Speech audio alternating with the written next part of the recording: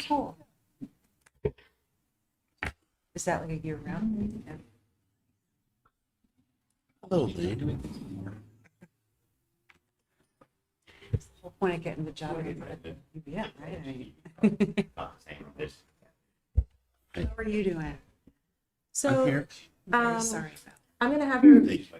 turn the mics Just on as I for was Raj. leaving, the phone rang and So he gave me the. you can go ahead and the turn the date. mics on. So now I know at least what All we're right. gonna Raj. do it. They're on. Okay, excellent. Mics are on. We're gonna do it here in Essex Junction, though. So We're gonna do what? whenever you The- are ready, we are ready. The wake and everything's gonna be here at Rich here in Essex Junction. I don't know if Marcus is ready. There's ready. I'm Mark. Hi, Hey, Raj. I'm ready. All right. We'll call the Wednesday, July 26, 2023 City Council meeting to order. Sorry, one second. Recording in progress. Okay. All right, here we go. We'll call the City of Essex Junction Wednesday, July 26, 2023 City Council meeting to order. Are there any agenda additions or changes from staff or council? Not from staff. Nothing from council. Great. All right. No need to change that. We'll move on to public to be heard. It's a portion of the city council meeting where members of the public can address the city council regarding items that are not on the agenda to be discussed tonight. Is there anyone in the room, folks, that one person? Great. Well, I can't see the room, so if Steve, why don't you come on up? you'd like to come up to the table and see where the microphone is and Sure. give us your name. Thank you, Raj. And I guess you can't see the paper I'm going to hand out. I got a copy for you. I can see you now. Great. And this topic is on Front Porch Forum. Thank you. And if you may recall, get to the mic. And I'm sorry, Yep. This is for the video. This is So yeah, Steve Houston. I'm sorry, Steve Eustace. Okay. So my topic tonight is Front Porch Forum. And if you may recall, a number of years ago, the quote neighborhoods in Front Porch Forum were very small, and they've done some consolidations over the years, and some communities more than others. And what I've noticed, and I have the privilege as being an elected official, since I'm the moderator, of seeing all of the forum, all the neighborhoods within the community.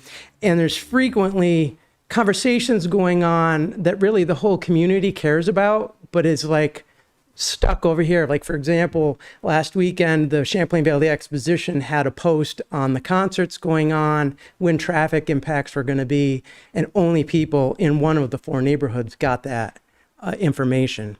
And I look at places like, I put the couple that look blue on here. Milton has the same number of households.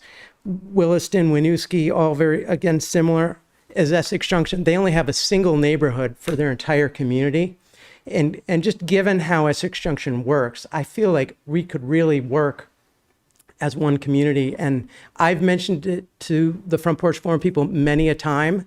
I think if the council made a recommendation, that would carry a lot more weight. And you can see the size of the forums. There's in Essex Junction, one of them is 299 houses, another's 113, and the other two are 1,896 and 1,944. So they're completely skewed as to how big they even are. And anyway, so my proposal for you to think about is, at a future meeting, whatever, look it up, get information that I think it would help the citizenry of the community if we were all in the entire Essex Junction was on one neighborhood, like some of these other communities that I highlighted that are similar sized. Any questions? Great. Thank you, Steve. Steve, Appreciate that. At some point, we'll hear back from the Front Porch Forum officially. It was, I think, due every year. And we can certainly bring this recommendation to them, the request to them. if I may, Raj, make a comment. Yeah, sure.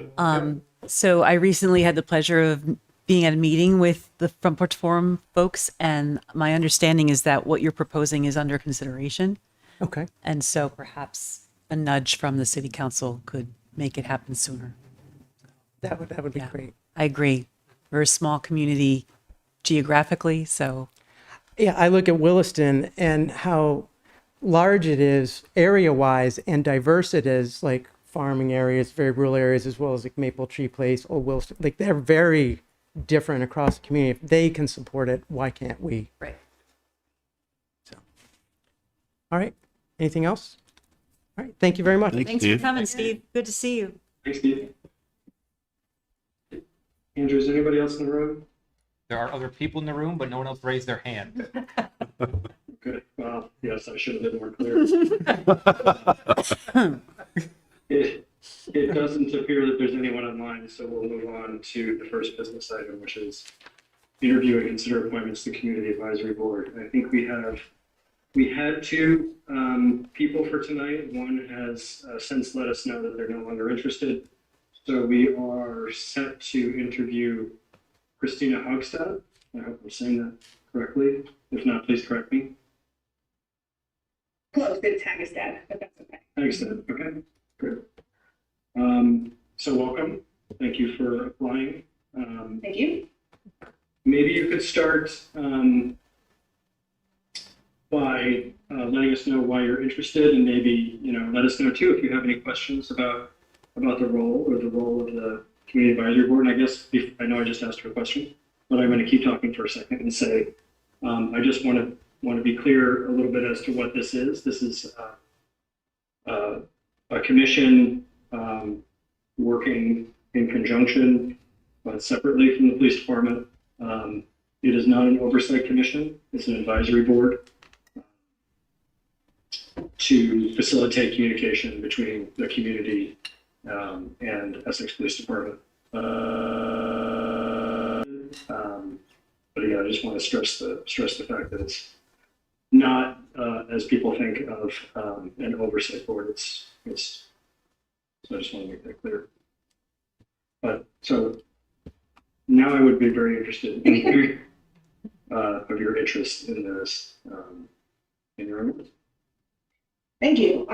So my wife and I moved to Vermont 4 years ago, and I had previous public school teaching experience. And when we moved to Vermont, I happened to find a teaching job at the Howard Center.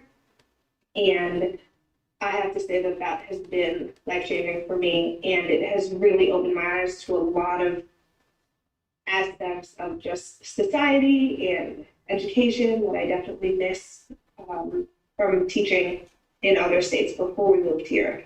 And I've learned firsthand from our students how negatively students can experience the police department and other emergency services. And I have also seen major growth in some of our students in their willingness to work through some of that with some outside organizations that come in. And I really just want to keep going with that in all the ways that I can. I was on the city manager hiring committee, and that was my first taste for any type of political committee involvement. I'm from New York City, so there wasn't really any local anything to get involved in. So I took the first step and joined the city manager hiring committee, and that was really enjoyable, fun, scary, all of the things. And so I kept an eye out on other committees to see if there were any that I really felt like I could provide something for, not just, sit and just be somebody on the committee. And so this one really called out to me because since working at the Howard Center, I've really been pushing myself to learn more about DEI, restorative justice, restorative practices. That's a lot of what our school does. And so they've provided trainings for us. I found some of my own. One of my best friends is now a restorative practice coordinator. So I've definitely just immersed myself in that world. So I feel like I could apply a lot of what I've learned to this committee. And so that's why I applied. Well, thank you. Can you tell me what age group generally you're working with?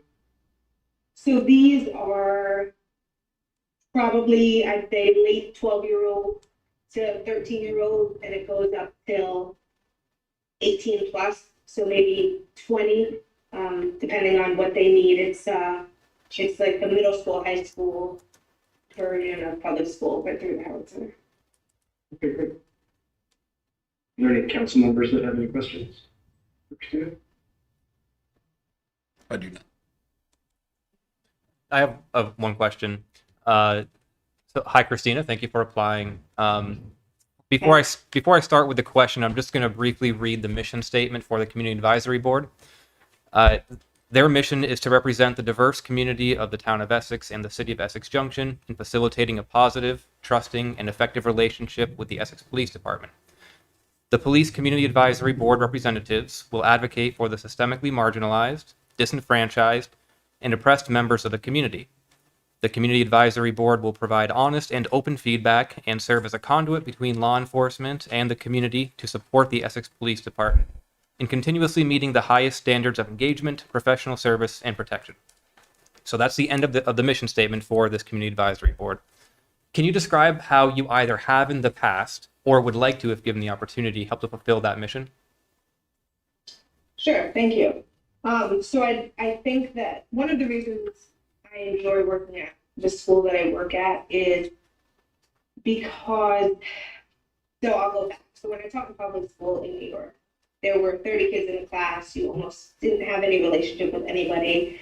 And there were always these one or two students in every class who were chronically absent, chronically late, going through a bunch of home, never doing any work. And I just could never figure out how to reach them. And we would send them to the guidance counselor, and that was kind of it. And moving to Vermont, finding this job, I feel like this is a school for all of those kids that I was never able to reach. And they come from all of the marginalized groups. They come from the groups of people who are, working multiple jobs, who are living in poverty, who are in and out of foster care, who are having all types of mental health crises. Basically all of the kids who get overlooked, who get pushed to the end because they're just not able to be served.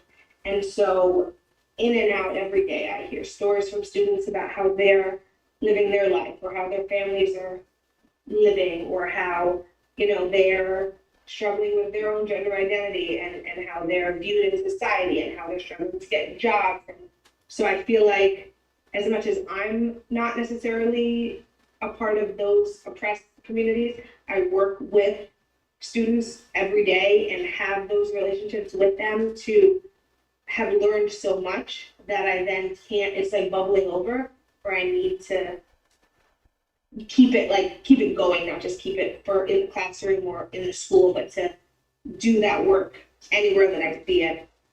And I chuckled in my head when you read that, only because there was a line about communication and open dialogue, and I'm not one to shy away from giving constructive feedback in respectful ways, for speaking up, for speaking to strangers, for speaking in front of groups. So I kind of just chuckled in my head when that one came up. But yeah, I think my experience at the school that I work at has really given me insight to the people who are not necessarily enjoying, police activity, and who are viewing police negatively and not,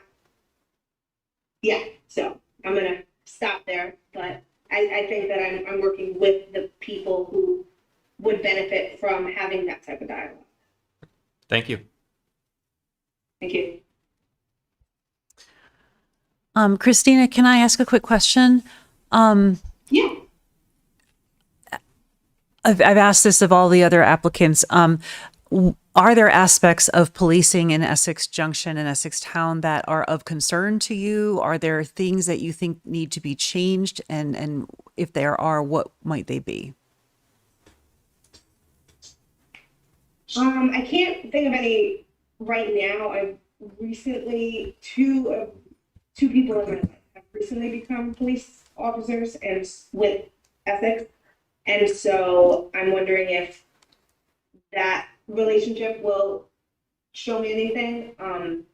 but nothing off the top of my head. The interactions that I've seen, I think, have been pretty positive, but I know that I'm not the one who's necessarily receiving or seeing all the negative sides or what might be considered negative. So, and like, I don't necessarily have trauma related to police, and I know that a lot of my students, for example, do. And so I think that, like, just because I don't see it doesn't mean that others don't see it. So I personally can say no as of right now, but that also doesn't mean that it doesn't exist. Thank you. Christina, Christina, oh, sorry, go ahead, Marcus. no, thanks. If you might, I'd like to hear a little bit from your experience in talking with youth who have this negative sense concerning the police. Is it usually wrapped around an incident that you're seeing? Is this a general authority fear? What do you see as the big disconnect between police and youth? I think it's a little bit of both. I think for some, it's definitely just authority, and there's no wiggle room. If there's a rule that says you can't be somewhere after 10 and you think you have a good reason to be there and then you're told not to, you might feel like, well, my reason's good enough.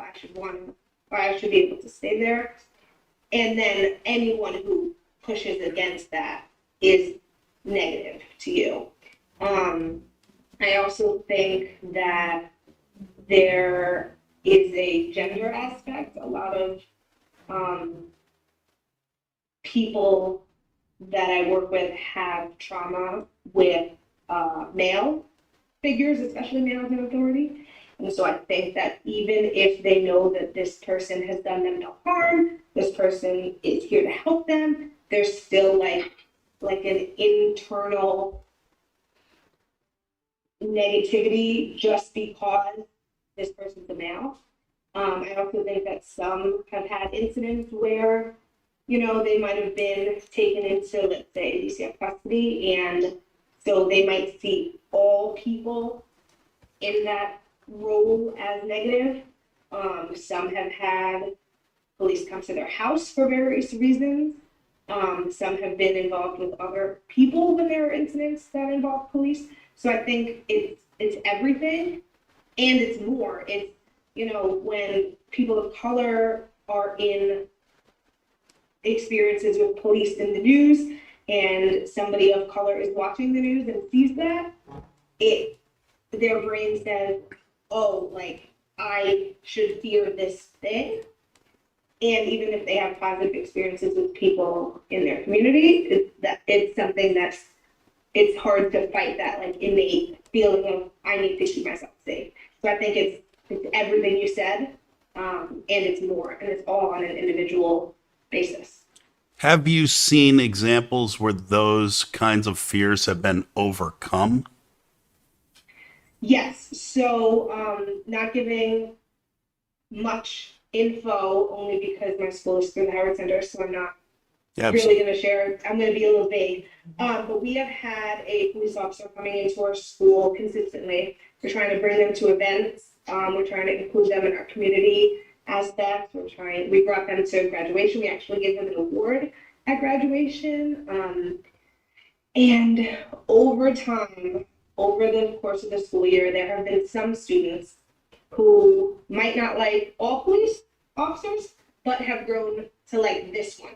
And so when there have been incidents where we need to get police involved, we've tried to have this officer come in because we know that some of our more fearful or traumatized students have had this time to build a relationship with this officer, and that has been very positive. At graduation, this officer got a standing ovation. Everybody was super impressed to see them, that they showed up. I mean, I don't know how their schedules work, so we were very glad they showed up. They got standing ovations. People were very excited. We're seeing them afterwards. And it's not everybody. It's definitely not everybody. Some students are still not able to interact with this officer at all. but they can be in the same cafeteria, which is progress. They, some students might have had to leave the entire building. Now they can at least be in the same room, which I think is progress too. So it was a situation like that, which really got me saying, oh, wow, like if more students could experience police officers like we've had this officer come in consistently, even just the slightest positive change is better than no change. And so that has been really rewarding to see this year. Thank you. Thank you.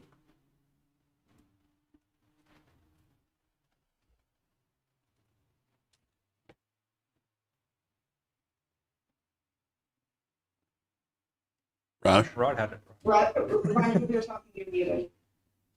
Yeah, sorry, it's a loud space I'm in right now, and I forgot to do that because, we're through Zoom. Some of the, you were talking about some of the traumas your students experienced and some of the effects of that. Is that,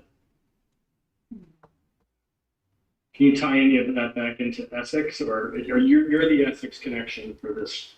Not so much your students, right? So this isn't necessarily, these aren't issues they're necessarily having with Essex, or as much as you can divulge. I guess you probably can't say much. So I can say that our school serves most of the districts in Chittenden County, which include Essex Junction. So I have people in mind who I know have gone through some of the experiences that I've shared, but it's also people living in other towns and cities throughout the county too. Okay, and you mentioned a couple people in your life now being Essex police officers.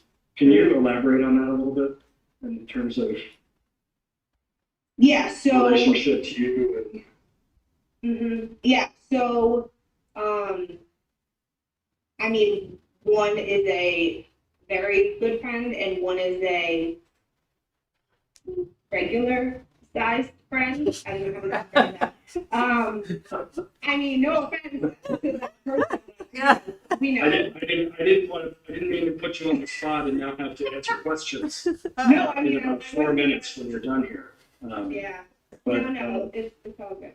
I mean, we definitely have, so me and the regular sized friend, we definitely have a lot of what's the word I'm looking for? A lot of like philosophical debates, and we know that we both agree at the end result, like we're both like out for the same result.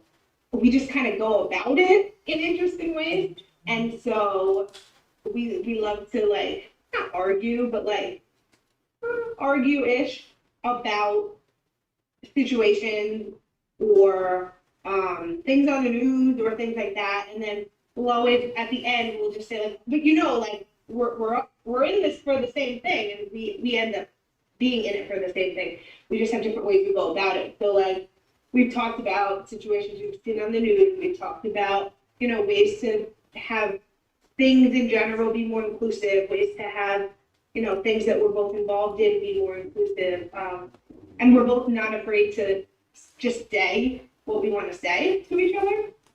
And so we definitely have a lot of good debates, and they all end positively. So I like that we can talk about things that, because I know that we're both Okay. for the same reason.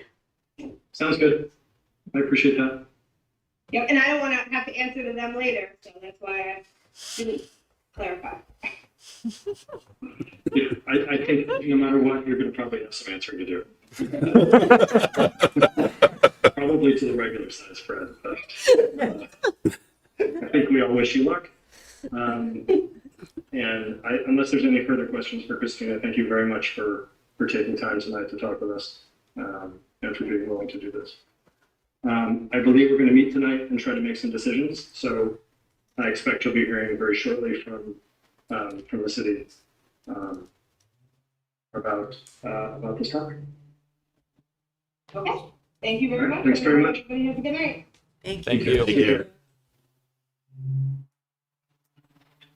All right.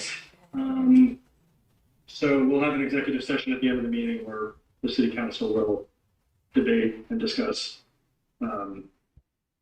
tonight's interview and interviews from the other candidates. On to business item 5B, discussion and consideration of the Housing Commission Charter. I'm hoping we have Katie Ballard here as well tonight. Not sure, I don't know if she's in the room. She is not in the room, and not on Zoom either. So, Okay, all right. so I can talk through this agenda item. So as part of the town city separation, we have had a joint housing commission, and now intend to have 2 housing commissions on both sides. The first memo in your packet is from the joint housing commission members, and oh, sorry, I'm just going to check this chat. Okay, just wanted to make sure somebody wasn't saying they couldn't hear us. The first memo in the packet is from the Joint Housing Commission, and they really wanted to sort of hand off all the work and content and stuff that they have been able to do and move that forward to both individual councils. And really grateful that they've offered to be a resource too going forward down the road on the 2 different topics that they focused up on, which was inclusionary zoning and the Housing Trust Fund.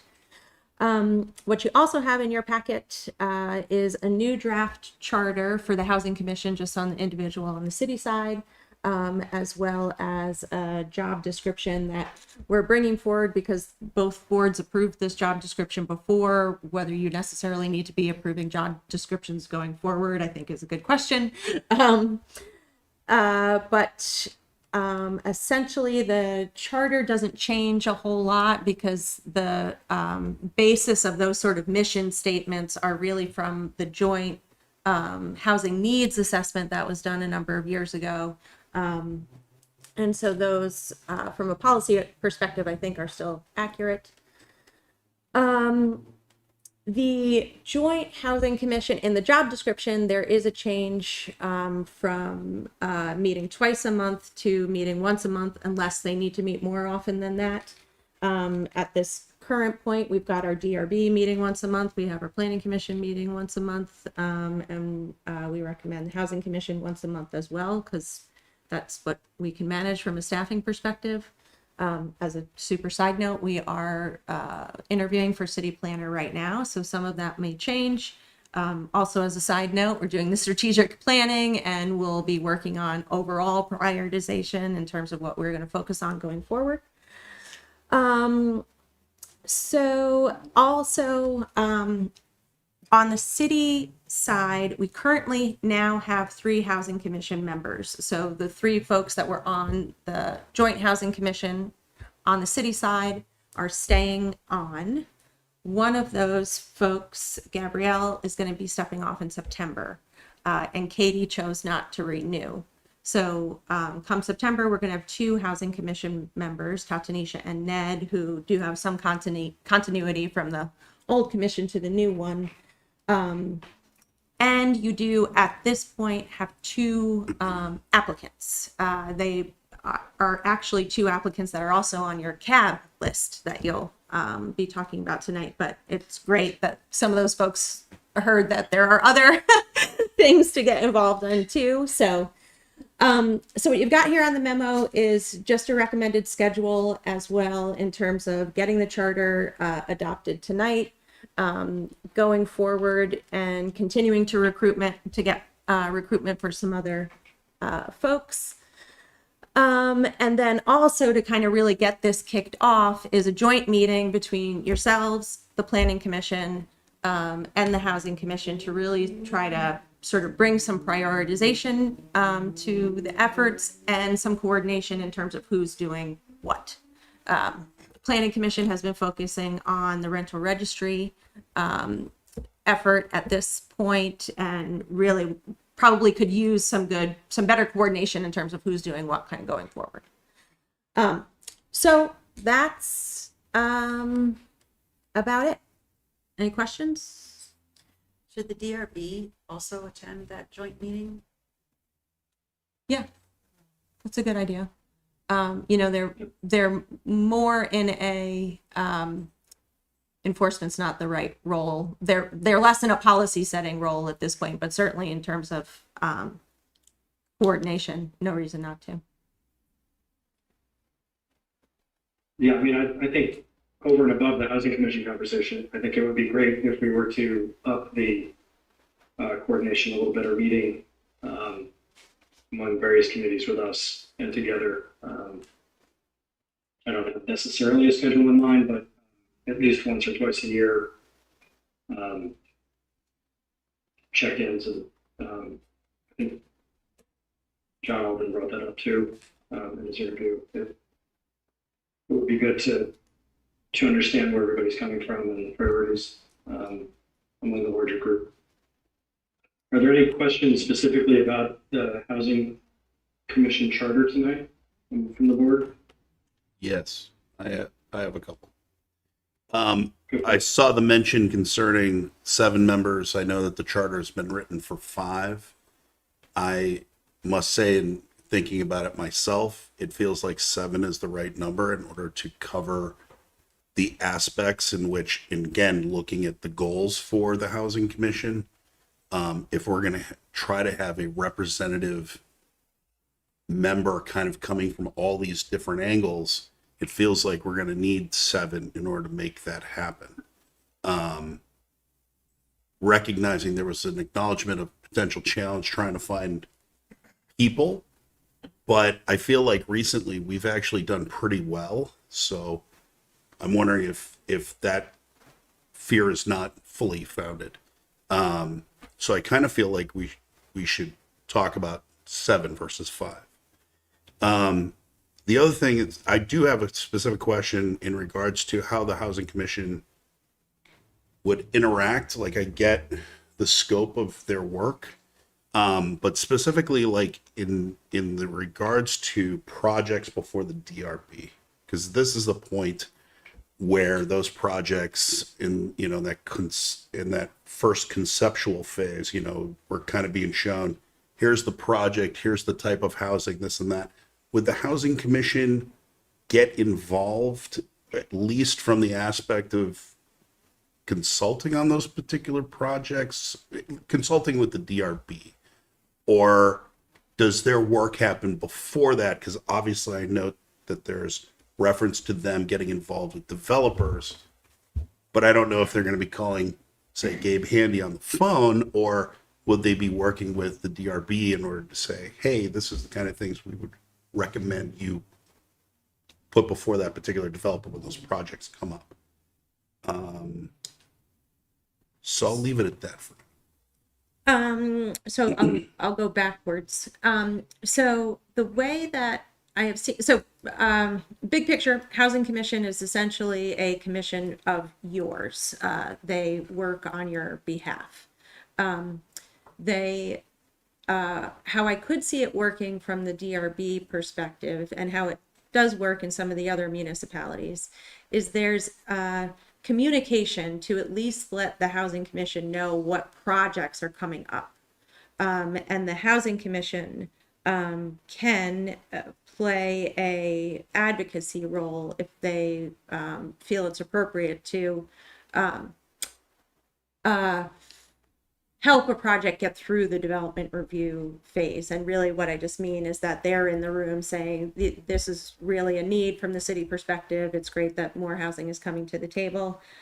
When sometimes for development application, you can have, because the neighbors are notified that change is hard and folks don't want to see any change in their neighborhood. So it can a little bit help bring a bigger picture perspective to a particular DRB application. And then I think you're right in terms of the Housing Commission working with the development community. I think that's intended to be an upstream policy-based conversation and communication about how can we set up either policies or non-regulatory program to help the development community produce more housing and produce more affordable housing. So I think within, and we also, just as an example, for the tree advisory committee, as Nick Meyer talked about when he was here for his interview, there could and should be better coordination where the tree advisory committee is aware of development applications, and they can help look at the landscaping plans and give some sense of advice as to what that looks like. So really truly advisory to the development review board, and essentially DRB has the ultimate authority and responsibility to follow their land development code and seeing those things out. In terms of going to 7 members, I think that's a great point, considering it could make sense to have a developer on this committee. It could make sense to have folks who work in housing on this committee. The tricky thing is just it gets harder to meet a quorum for each meeting. So with that being said, because I know that the language in there, if it were 5, for instance, as it is in the language right now, it says that a quorum is 3 members. Can that be defined more generally as a majority of the current membership so that it will cover the bases depending on what the size of it is? But like we can, I think for me, I'm feeling like 7 would be my goal. 5 would be the minimum. But the other thing on this, there was one other thing.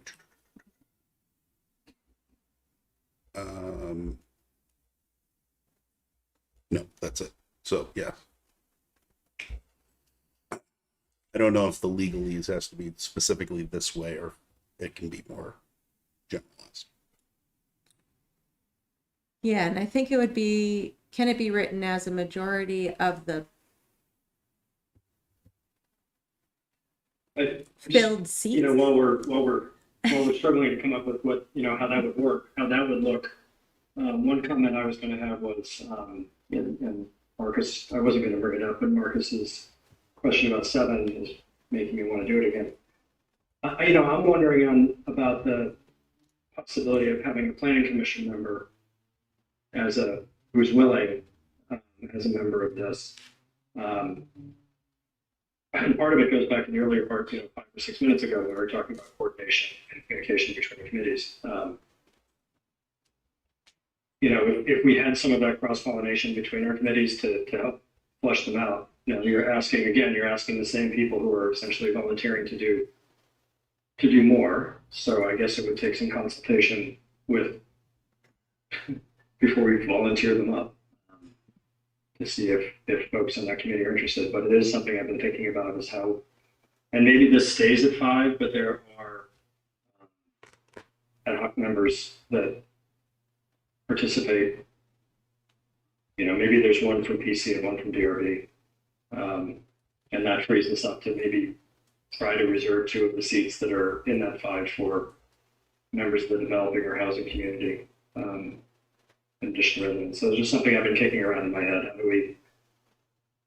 How do we foster better communication among the committees in general and us, and make sure that there's communication and coordination there. So I don't know what people think about that in a way to get the numbers up. Oh, and I just found the note on what I was thinking about too. Along these same lines, in order to find this membership and choose this membership, is in this charter the mention concerning residency. So I'm wondering if we should at least discuss that, how we feel about it, because is this language, this language comes from the Joint Commission, and I assume that this language is in there because of the fact that there was a point in which we were 2 different municipalities. So it allowed for that commission to continue forward. Or was the intention to allow for people outside the residence? I can pull Regina and answer both of those in reverse.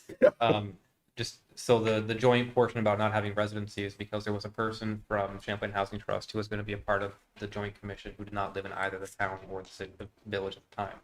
but worked for a developer, a nonprofit affordable housing developer that had a development within the community. So it allowed for that as well as any other potentials. Say if there were an employee of VHFA who may not live in the community at that time, who could then be appointed the member. So that was a desire to have it. Similarly, Raj mentioned a developer or other people who might not live here. It could be a way to allow them.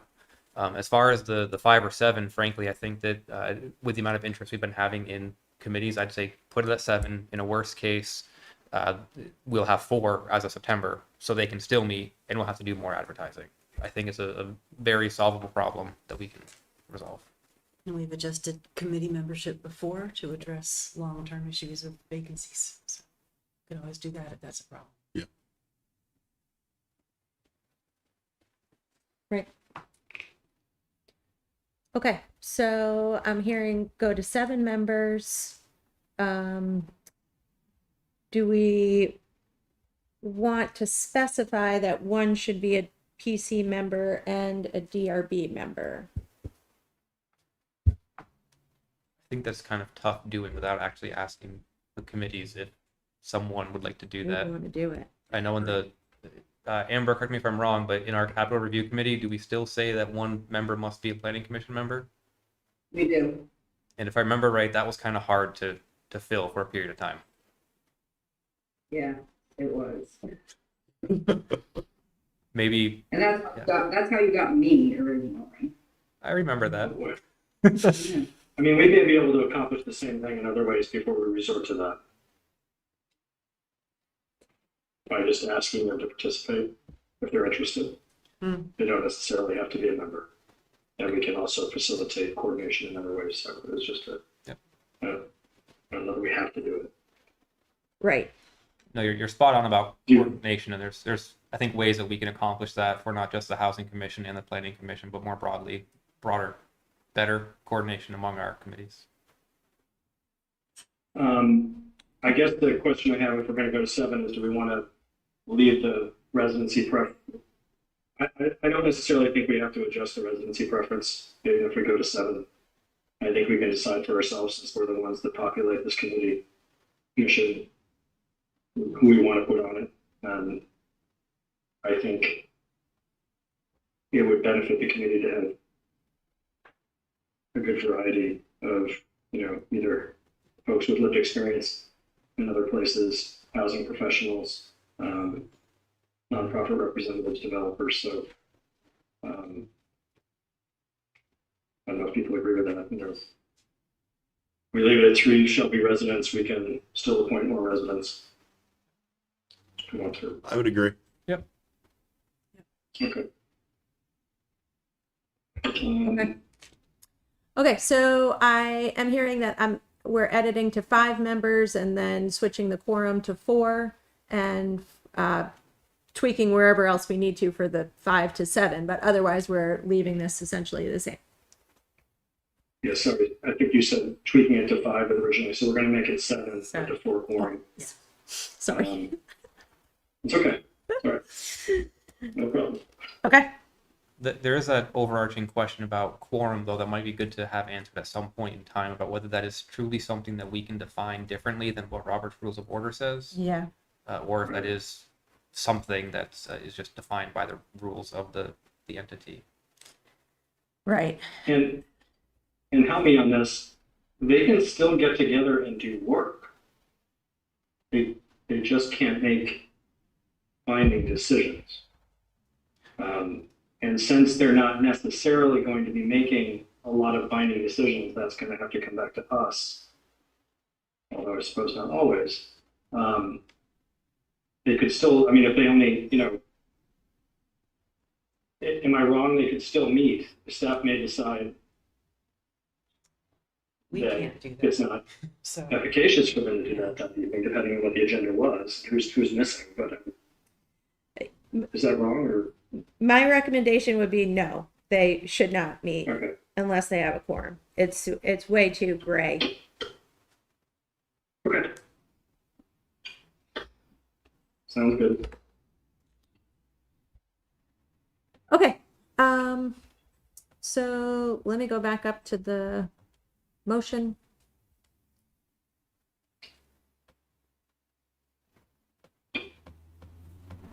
So I guess the motion would be instead of as drafted and modified. Yep. Anybody want to make that motion? I'll move the city council adopt the city housing commission charter and job description as drafted and modified at tonight's meeting. I second.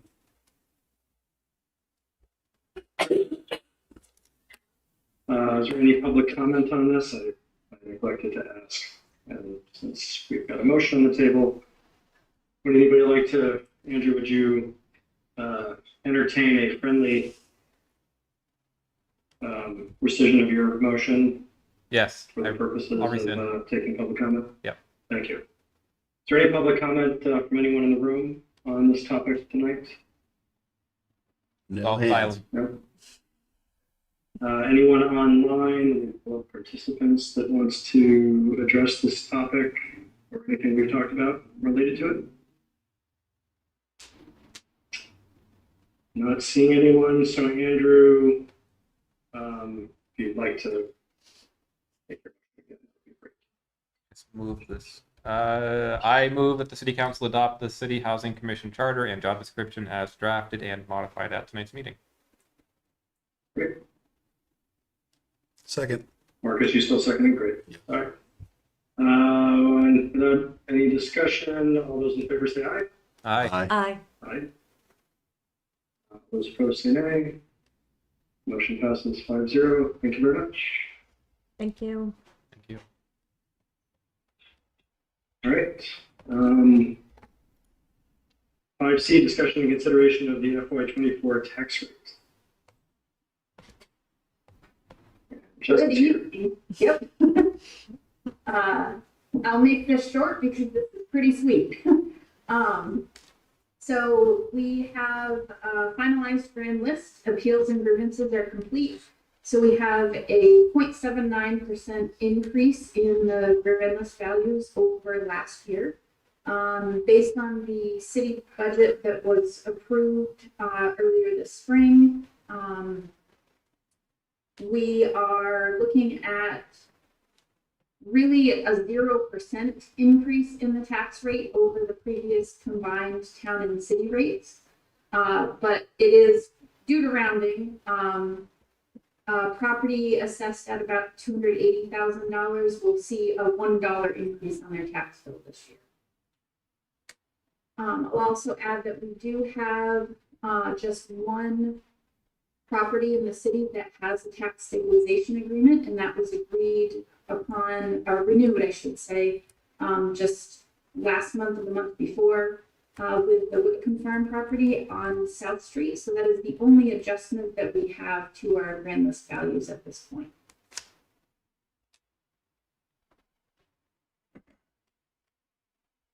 Great, thanks, Jess. Yep. Okay, sorry, Virginia. I didn't have anything.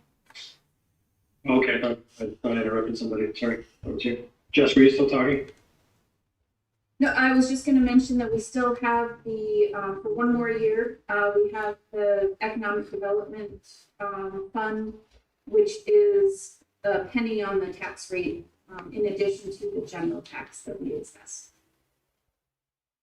Great. Okay, I think this is pretty exciting. So thank you for all the work on this. I don't know if counselors have anything they want to add or ask. A whopping $1. That's all I want to say.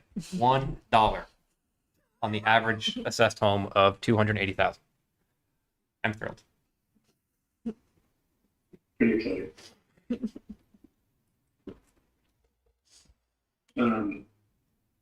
Yep, just we'll leave it there. Again, thanks for the work. Thanks for all the time you and your crew have put into this, Jess, Regina. Yeah, it's pretty exciting. All right. Does anybody want to make this motion? I'll move the city council approve the FY24 tax rate as presented. Second. Great. Wayne made the motion, Marcus seconded. Any further discussion? Seeing none, all those in favor say aye. Aye. Aye. Aye. All those opposed, nay. That passes unanimously. Great. Thank you very much. Thank you. Thank you, Jess. Have a great night, Jess. Might have been your shortest visit ever. Yes, I love it. Moving on to 5D, discussion and consideration of the 2023 resurfacing project bid award. All right. And Raj, so you know, we've got Ricky here in the room. Great. So, what you have in front of you is the resurfacing project for Cascade, Poplar Court, Densmore Drive, Sugar Tree Lane, and we put West Street Sidewalk in there to see what that would look like and whether we could get a somewhat quick fix to that sidewalk. All collectively, that bid, the lowest bid comes back from Pike Industries for $320,825. The general fund budget for this is $300,000. So if we want to do the full project within that bid, we need additional funding, and I suggest that we pull that from the local option tax if that's what you would like to do. Marcus asked a great question about redoing this as an asphalt sidewalk as opposed to switching it up to a concrete sidewalk. We got some input from Jeff Kirshner that doing this stretch of West Street with concrete would be $200,000 without a lot of things associated with what it would actually need. So we could probably say roughly $200,000 to $300,000. This is on the Capital Program Review Committee's agenda next week. They're meeting next week. They will more than likely have the recommendations for the council in terms of what capital projects we can fit into the FY25 budget by like October, November, more than likely. And then you folks have your budget day to kick off the FY25 budget work in December. So at this point in time, it's not, we can't say 100% that project, switching that over to a concrete sidewalk for that amount of money, can definitely be done in FY25. Few other things to think about is that if we did it as asphalt, it does buy us some time to potentially work in the concrete fix in a phased approach. As opposed to all at once, so it somewhat gives some flexibility in terms of accommodating that $300,000. Ricky, anything else? You're doing great. It's A lot of public input on this sidewalk this year. Yeah. So all of a sudden it came up, and that was our discussion before the paving bid went out. We were trying to figure out what we could do, how we could do this, and I asked Regina. I said we can put it on the paving bid, and let's see what we get for a number and see what we can do with it. Just a quick question, sidebar for a second. Is he being picked up all right? I just want to make sure that people can hear him. Okay. Because I know, Ricky, you don't want to be in the spotlight, but I want to make sure people are hearing You know this. me very well. I'm picking it up. You I'm already picking it up. know that. Can I ask a question in regard to the sidewalk specifically?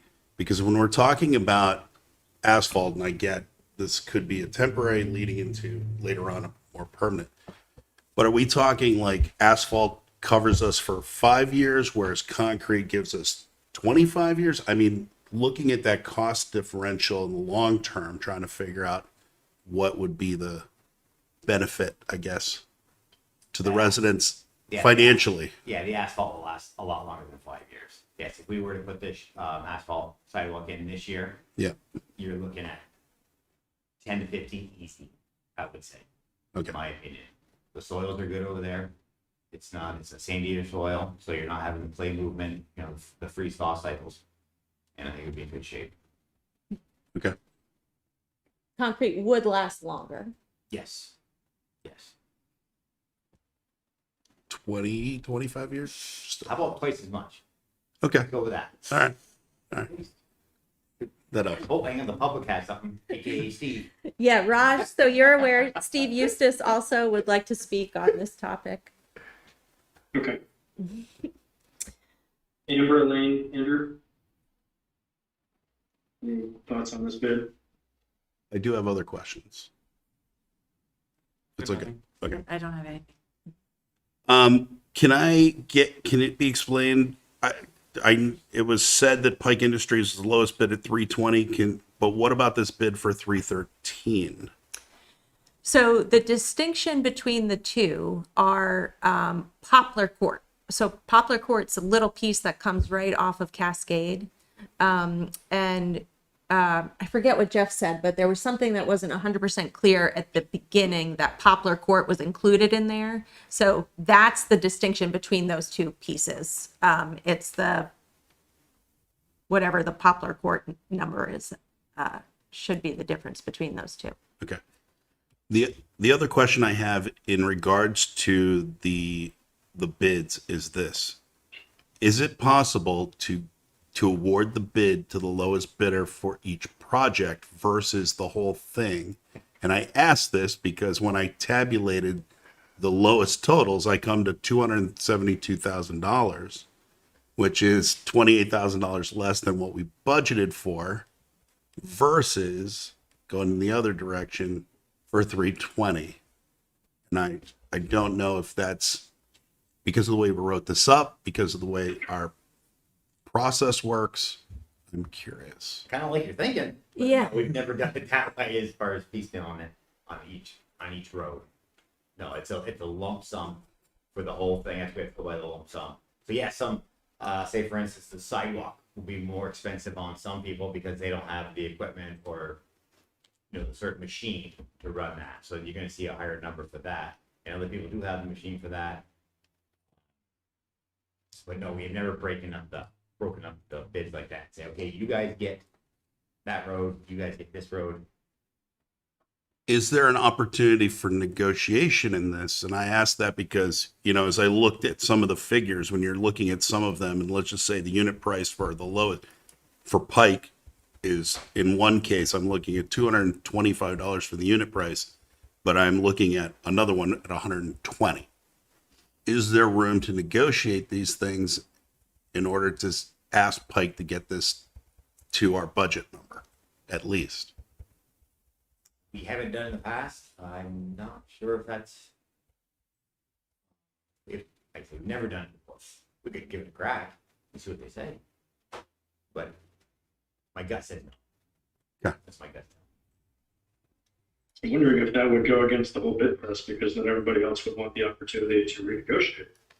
And then we'd be in a situation where we would actually potentially never get to an answer, because And I understand we that. have to and- rewrite- we probably have to rewrite the bid process. That's just my vague understanding of that, Yeah. how it works. But I keep coming back to the fact that looking at the lowest bid for each project, that like the difference between each one is such that, again, $28,000 under our budget, nearly $50,000 under what we're being asked if we include West Street in this bid. It seems like a pretty decent chunk of money that we could save one way or the other if we did this differently. I think it's definitely worth a shot of having a conversation. I wonder, though, if these vendors would look at the smaller job and their bids and prices would change appropriately. As someone who's bid not for this kind of work, but for other work, if I'm doing 6 jobs for you, I'm going to give you a better rate than if I'm doing one small one. And I'm not going to predict which way this would go. I absolutely think we should see if that's something we can do. My assumption would be, however, that a lot of these numbers would change accordingly if they were doing a small scale, or maybe not even bid if it's not worth them deploying even for a smaller stretch of road. So I don't know, Ricky. I mean, if I definitely think it's worth a conversation on the back end to see how feasible that might be. It's an interesting suggestion. Yeah, we can have Jeff from Hamlin's. He put the bid out for us, Jeff Kirshner. And if you wanted, we could try to talk something. But my gut is telling me, no, these companies are filled up and they're looking to see, they actually wanted us to extend it a little bit longer because their schedules right now are full. We're a little late getting this paid bid out this year. I wonder if this may be a good question for my phone to ring at this exact moment. It's the public town hall for everybody's phone is probably ringing. Bernie Sanders is hosting a town hall for the flood stuff tonight. Gotcha. I wonder if it might be a better question for Jeff for a future bid. Where is there a way for future bids to be worded in such a way where that could be a possibility of awarding different components to different people? Yeah, I think I'm also curious from a management point of view, if somebody has to project manage this in the city end, what does that mean for city hall staff or public works staff, in this case, to manage more than one vendor on our streets at a time, and what that consideration would be as well as we're evaluating it. Yeah, and Not to be cynical and negative, I'm just thinking, that does bring different complexities to the table. right. Well, and I think too, for each of these vendors, there's certain mobilization costs for starting a project, getting here, getting themselves situated. And if happens, if those mobilization costs we see 4 times over as opposed to just one vendor, then we'll likely, I think without a doubt, if we were to assume that would work with the lowest bid from each vendor for each project, I can't imagine we wouldn't see increased costs by breaking it out that way as opposed to just sticking with one vendor. But I think it's an excellent question that I don't feel comfortable saying it couldn't be done that way in the future if we were to set it up in a different way to acknowledge that might be the case. I think it would be unfair to switch it at this stage of the game with not being clear up front in the bid process that that's what we would potentially do. I understand. I think if we were talking about $5,000-$10,000, I'd probably think I'd think differently. For $50,000, I'd like to explore the question as to whether or not we can or cannot. And I agree. Look, I negotiate for a living, so I get how this kind of plays out, but at the same time, it's $50,000 to the whole budget. It's not a big deal, Yep. I think for this particular project, it is. So I don't know. Anybody agree with me, or am I? It makes a whole bunch of logical sense. That side of me is saying absolutely, let's go for it and try to figure it out. The other side of me is let's just get this awarded and try to see if there's a way to do that in the bidding document so we can be transparent about this potential upfront with vendors instead of possibly coming at it from the back end and then harming any potential relationship with these vendors for future projects. Yeah, so let's ask staff to take that question back and give it some good consideration and come back to us at some point. And they feel like they have a good answer on how to proceed with that. Does anyone have any more questions? Not to cut you off, Marcus, but does anybody have any more questions on this tonight? Okay. If there aren't any, I'm going to invite public comment from anyone that wants to talk about it in the room. Yes, there is I one. understand that Steve does. Thank you, Raj. I guess I'll get the easy one out of the way first. For Cascade Street, I know the uphill, in particular, right when you get easterly of the pump station there a little ways, we last repaved Cascade Street not that long ago, if you look at the cycle of how frequently we repave roads, and that hill is a disaster. And is the plan just to repave it again? And do we expect, at some point, are we getting it in a long-term plan? It appears from a layman's point of view that we need to do some subsurface work or something on that hill so that we can get, 20, 25 years out of it. I mean, it's not that busy a road if we look at, all the roads in the city in total. That road does have Oh, yeah, so it does have some heavy That's- Got vehicles. some heavy traffic a on huge that. amount of weight coming down from wastewater down to the field. So Okay. that's where you're gonna see a little difference in that. So, but if we put more rock or something underneath it, would that help that last Possibly, longer? but this- Not that we can do that now. Right. I'm thinking ahead. Yeah, it depends on if he continues to haul that route. Okay, That's, I don't know, down the road, I don't want to speak to Chelsea or wastewater if Sure. that's gonna continue. okay. But that does eat it up. It, more. and maybe the answer is we just repave it at a higher frequency Oh. or that section of road or whatever. But anyway, Living at the bottom of that street, I can say that in addition to the hauling, it's a very busy street. People use it to cut through from Park Street, from Park Street over to South Street or to Oh, sure. Boyd Five Quarters. It's quite busy. but everyone that drives on that road cutting through drives on your street and my street. Oh, yeah. And our street and your street don't look anything like that hill. Good point. Yeah. So, and my road was last paved 26 years ago. So, and Cascade was paved 15, I'd have to look at my records. somewhere in that range. But your road were under the good village, village spec back then. Correct. Cascade, I don't believe was. Paved over a dirt road. Exactly. And is also the fact that there's no curbs on that road, or there's no curb on the There's- eastern side. There is of no the road. curb, but that shouldn't affect it. Okay. I would guess. So, anyway, so that was one question. The second one was on West Street, and I brought up the sidewalk, and I apologize if there's been a public meeting on this because I've been wanting to come to a public meeting and give input on the West Street sidewalk for over a year. So it seems slightly awkward to be talking about it in the paving contract. Number one, I would advise if you're doing an asphalt sidewalk, please, please, please do it with a contractor that's going to use the machine.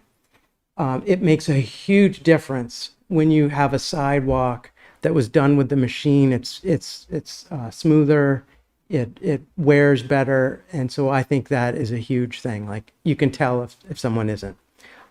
So there's one advice there. The second thing, if we take a step back at West Street, after the Class 1 roads, it is a Class 2 road, but it's probably the busiest street in the city, along with the short section of South Street that's also Class 2. And the spec for Class 2 roads is a sidewalk on both sides, 5 foot wide, and concrete ideally, but there's geographic reasons why we can't have a sidewalk on two sides there because of the sharp drop on the one side. But we've at least got to get, in my opinion, the other side, because it's such a busy street, up to the right width. I mean, I had to pass, a kid was riding his bike against traffic in the street next to the sidewalk, and I felt uncomfortable. I actually came to a complete stop to let the kid go by me because I didn't feel comfortable passing, an 8-year-old in the opposite direction in a 4-foot spot. And so people are not riding on the sidewalk because it's so bad. I went out today just to confirm it was 4 feet, and the first measurement I took was 3.5 feet. And it's very uneven.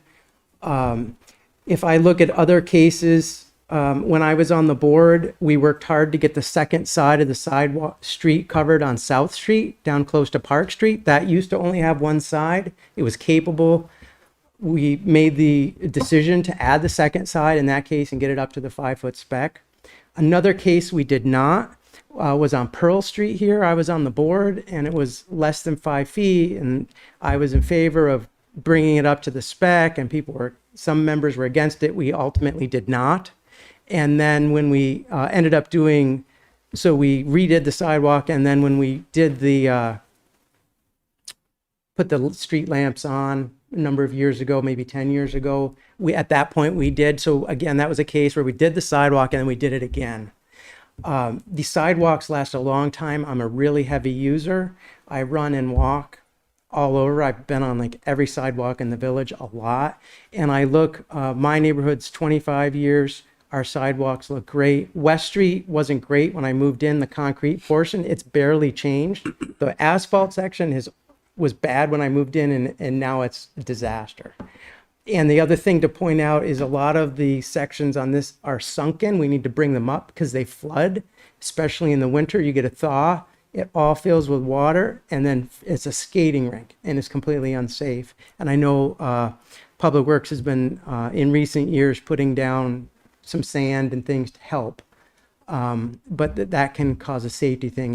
If we can get it up to the same grade as people's yards, or peel the yard back. I know Rick has said sometimes they've peeled the between the sidewalk and the road back. If you look at the house that was torn down on West Street and hasn't yet to be rebuilt, that landowner did it himself, and it solved all the flooding problems that were near his house. And you look, sometimes it's 4, 5, 6 inches above the sidewalk, so it creates a canyon. Anyway, so what am I? Talked about a lot of things here. I applaud the council for trying to at least do something short term. I want to make sure we're not throwing good money at it and then have to 5, 10 years, whatever the right, when we can fit it in the budget, then have to redo it again. And I'd also really advocate for making it 5 feet. It's such a busy street. People need to be able to pass each other in opposite directions. If there's someone, a kid riding a bike, there's the seniors there. You need to be able to easily get by, especially if you only have it on one side of the street. And I know that could increase the paving because the bid's probably as if it was 4 feet or should be 4 feet. It's bid out for 5 feet. It is. Thank you very much for that fact. I did not have that fact, so I feel good about that. Anyway, I think concrete is the way to go. If you look at South Summit, sidewalk was put in the mid 90s. You go on that, there's not a thing wrong with it. Concrete lasts forever. You know. That's a great example too, the way they pitch the grades Yep. to the driveways. That's an excellent example. And but there's like no issues. It's probably easier to plow, you know, the whole thing. And Hi, Steve out there. We're gonna make you sidewalk superintendent. yeah, I'll try. You have to stick around for the next presentation. I plan to. So anyway, so there's a lot of input there. Sounds like you're at least bringing it to 5 feet. That's great. I hope you at the same time raise it up to the places where it's sunken. And I'd really strongly advocate to get that to a concrete sidewalk because it's better in the end. Because the asphalt sidewalks, if you look, and we'll hear on the next presentation, if you were to rank all the sidewalks in the city, the asphalt ones tend to be the worst shape because they end up rounding and stuff. So you don't know where the problems are going to be. On a concrete sidewalk, you know it's at the seams. So when you're walking, running, stroller, whatever the case may be, it's not everywhere. So you can concentrate. Like even if you're an elderly person, you don't have to be every step. Be worried about where you're going to lose your balance. Anyway, any questions? I apologize for being passionate. Thank you. No need. I don't have any questions, Steve. I just want you to be rest assured that this is absolutely not the last time we're going to talk about sidewalks, nor with the next agenda item either.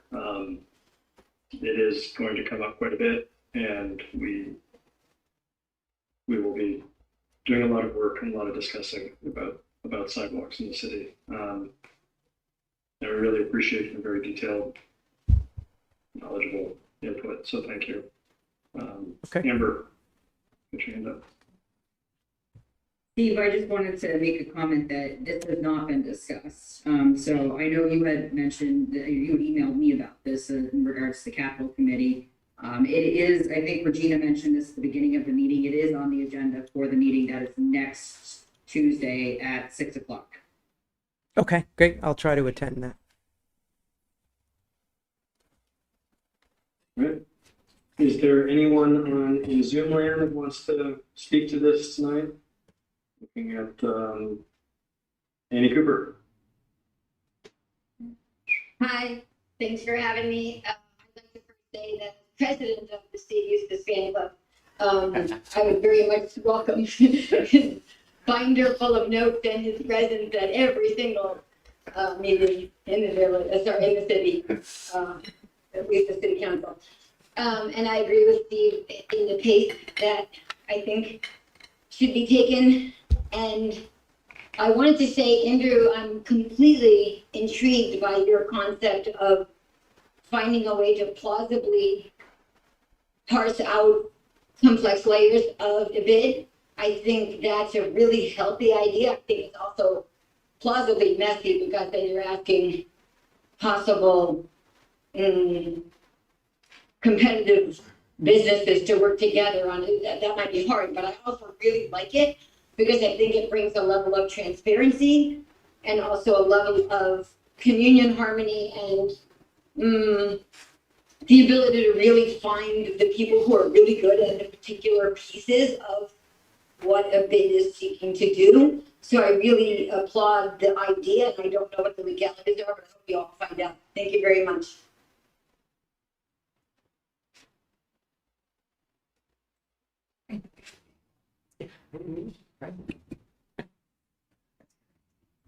Thanks, Annie. All right, so back to the agenda item. Is there any further council comment or discussion? No? All right, so if we're ready to move on this, if anybody wants to make the motion Sorry. to approve this bid. May you have it, or I can. I'll go ahead and move that the city council award the bid for the 2023 roadway resurfacing project to the lowest qualified bidder, Pike Industries Incorporated, for $320,825.18, and use the local option tax to make up the difference between the general fund budget of $300,000 and this contract amount. I'll second. Thanks, Andrew. Thanks, Elaine. Any further discussion on this? All right, hearing none, all those in favor say aye. Aye. Aye. All those opposed, nay. All right, motion carries 5-0. Thank you. All right, and we have limits. 5E CCRPC presentation on sidewalk inventory data. Very timely. So Raj, so we've got Chris Dubin here from CCRPC in the room, as well as Jacob Burcroft, awesome, who is an intern for CCRPC. I am going to share their presentation, and you guys can come up to that mic if you want to just pull another chair over. You can totally sit side by side there. Let me sit there. You want to advance the slides? I'll drive and Perfect. tag team here. Thanks everyone. My name is Chris Dubin. As Regina introduced me, we obviously used to work together at the Regional Planning Commission. I've known and worked with Rick since I believe my start at the RPC, which was 2012. And one of the things that we do at the RPC is a lot of data collection and inventory work, traffic counts, all that stuff. You all pay municipal dues to the Regional Planning Commission, and this is some of the examples of the work that we do for our member municipalities. I'm going to have Jacob kind of give the first half of this presentation, and I'll give the second half and show off our little web mapping tool that we built to kind of showcase this data. So I guess with that, Jacob, go ahead. So yeah, I'm Jacob. I'm a rising senior at UVM right now. I also have a little bit of a surveying background, so I was really happy to be put on this project. Yeah. So as Chris mentioned, we'll go over the data model, which is how we collected the data. And this model actually was created back in 2014 for work in Colchester. And it was also used last summer for Williston sidewalk inventory. So there is precedent for it. We have some general results that we could get just from our data. And then Chris will go over some more data analysis that we did, and of course the web mapping tool. So this project is mainly to help with your capital infrastructure planning and how you allocate different resources as far as repairing or replacing different sidewalk sections. This data was collected by interns like me and a couple others. We collected data on a slab by slab basis, meaning that we looked at each and every slab in Essex Junction for various distresses. And we also used ArcGIS field maps because it was very easy for us to use, and we could just use our phones out in the field, so it was great. Can I just interject one super quick? So slab by slab means the inventory is just of concrete sidewalks, not asphalt. Correct. Just so. Thank you. Yeah, that's good clarification. Tie in from our previous. Yeah, yes, perfect. So this is just a screenshot of what our web map looks like. There's different segments with their own unique IDs associated with them. And then those white dots you see also have a unique ID associated with them associated with the segment. And those dots represent a slab with a distress of any sort. So as we were walking down the road or down the sidewalk, we would see a distress slab, drop a point there, say what's wrong with it, and keep walking. So these are the different types of distresses that we looked for when we were walking the sidewalks. There's definitely a lot of them. They don't all occur at the same frequency, but they can exist at the same time on a singular slab. This is a screenshot from our distress sidewalk manual or slab distress manual, which outlines different sets of criteria that needed to be met in order to say, oh, this slab has high cracking versus medium. And so we have a page or pages like this for each of those distresses that you've just seen on the previous slide. And that was just to make sure that we had a consistent score of each slab. So this is the scoring matrix that we used for scoring the slabs.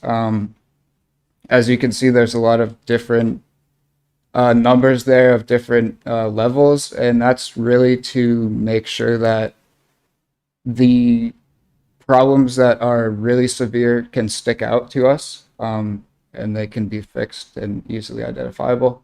But another thing to note here is that, as I had mentioned before, these distresses can exist at the same time on a singular slab. So there could be a slab that is ledging, so that would be a score of a 4. And if it also has a low slab cracking, that would be a score of a 2. And then we added those two together to get an overall score of a 6.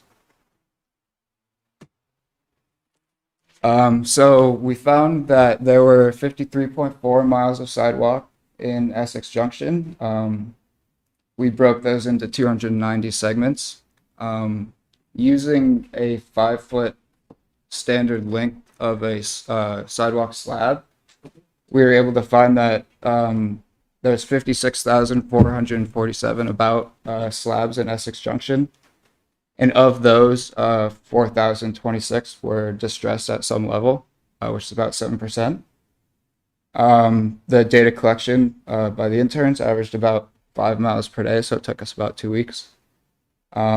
The average overall slab score, so individual slab or average overall slab distress score of all the slabs was 4.71, and the highest overall slab distress score was 41 out of 95. And Chris can talk about those last 2 bullet points a little bit more here. Thank you, Jacob.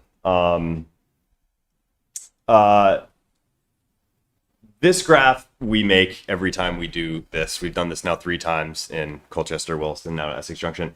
It is making sure that the way we score and aggregate all the distresses and their severity levels makes sense, the way we want to kind of like tease out really bad areas. So basically the take home is that we have a bunch of points or locations that score very low and very few locations that score very high. And it just is sort of like a check to make sure that the way our scoring matrix that we just basically built and designed and decided on those values kind of makes sense. And the really bad stuff can stand out, and you have just sort of a good distribution of severity levels. We've done some initial analysis and made a lot of cool charts and graphs, and I won't get into all of them at a super detailed level, but we aggregated all these points up to that segment level, right? So we can kind of score and look at larger segments at the same time while also retaining that detailed level of information at a point-based level. We have created some tools within our web map to allow users to look at categorical distresses, right? So you can just look at, hey, where are we seeing maybe an obstruction or vertical or sort of horizontal issues with pitching. So those tools are available to you all. And we also looked at some cooler ways to look at sort of a hot zone area, right? So we just buffered like a really, really bad location, the worst location, and we looked at like 100-foot radius around that, grabbed all those points and ran some sort of data metrics on that as well. So again, this is the segment-based aggregation of data. It's pretty simple. You take all the values of the distress points, you add them together. That's your distress score total, your second value of 182. Your length of the segment is 1,400 feet. That's about 296 slabs, equivalent slab length. And then we just have our average distress score overall, 0.61. That may not mean much right now, but like when you look at the data set as a whole, it's like a relative number, right? And then you can begin to look at, where's the worst and where's the best, so on and so forth. Again, like I said, we can quickly just query the database. Where is horizontal pitch equal to that level of critical? There were actually 7 locations in Essex Junction that had that score. Is that Essex Junction right there or no? That is. That is. We got a fresh picture. Yep. Yeah. Okay. All right. There we go. Good to go. I don't know. No, Do you know what street that is? I wasn't claiming that street exactly. Same one I know where it's pitch sideways. Yeah. Well, hopefully we acquired that one. This is a screenshot of the hot zone buffer analysis, right? Our category B or buffer zone B, which is likely our second highest scoring or worst sidewalk slab. We just grabbed all those points and kind of ran some metrics on them. And then lastly, this is what our web map looks like, which hopefully I can just click this link and it'll take us to the live version, Right. which Control click. hopefully. You actually, it might have opened. You might just have to leave the. Yeah. Can you help me? You make sure that this web map works. Oh, While you're getting that up, I'm just happy to see that the sidewalk I thought would have been bad is in bright red. So okay. Good. It's Yeah.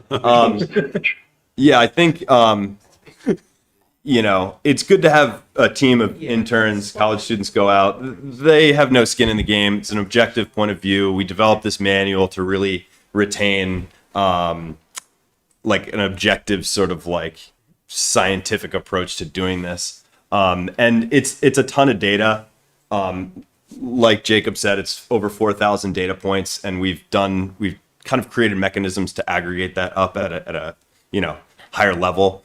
I'm getting an unsupported browser. Oh, error. okay. I don't know what that means. Can we? Let's do this. Can I try for a minute? Oh, I'll do this. Oh, wait, is that? That's it. Is it? Are we seeing?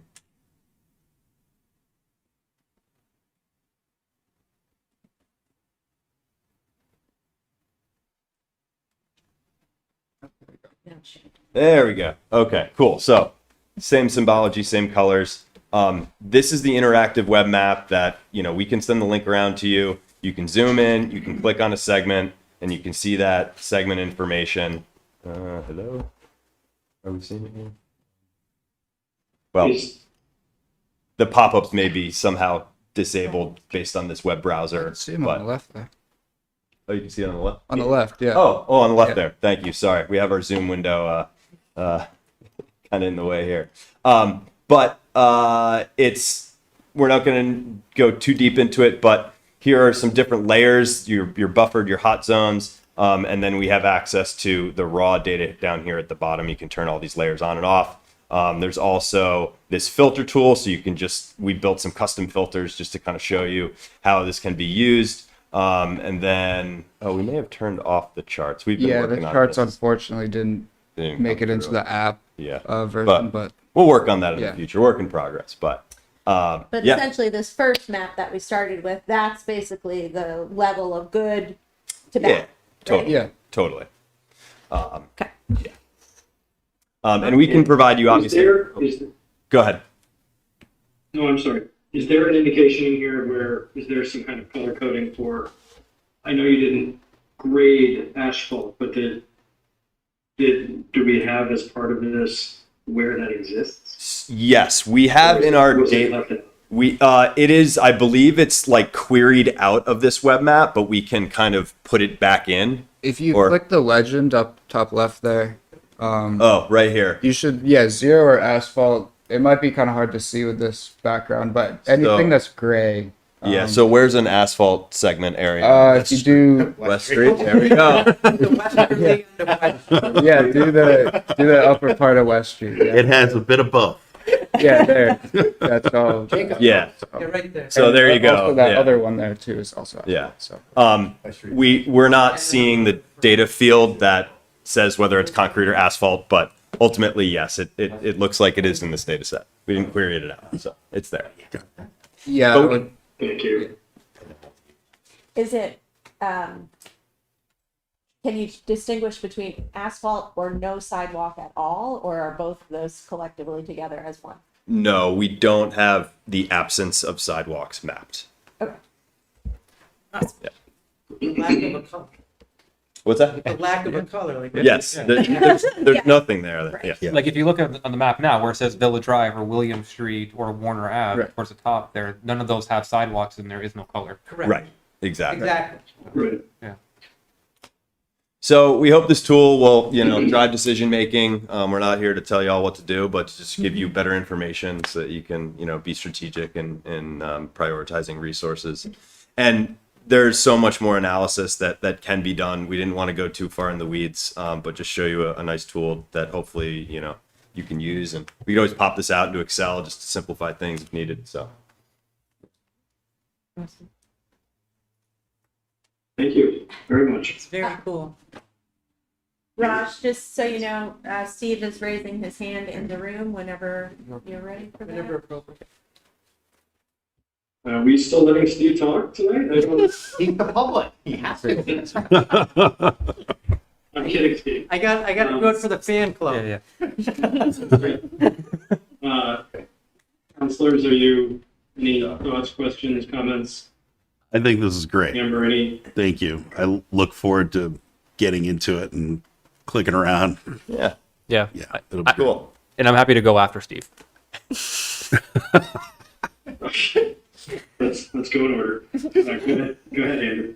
Well, now I'm not ready. First silly question: how are your shoes after the 50-some-odd mile walk? Did that go well? Really do appreciate this. I hope that we're going to have a link on our website or have some way to get this onto our website sooner rather than later, so we can all play around and see that. Not just for us on the council, but the public more broadly. Just thinking about that map, I just truly do appreciate, as I know we're going to have future conversations about how to use our local option tax and the capital review committee, looking to Amber and the others to help us talk about how to possibly use a sidewalk or a portion of that for a sidewalk replacement program, so we can start to identify where are those slabs or other stretches to replace. So appreciate having a data-informed approach as compared to our anecdotes for those of us who walk around, run around, bike around. So thank you. I think the other exciting, I'll call it exciting because I'm into it, part of this is it really helps us also identify gaps and gaps in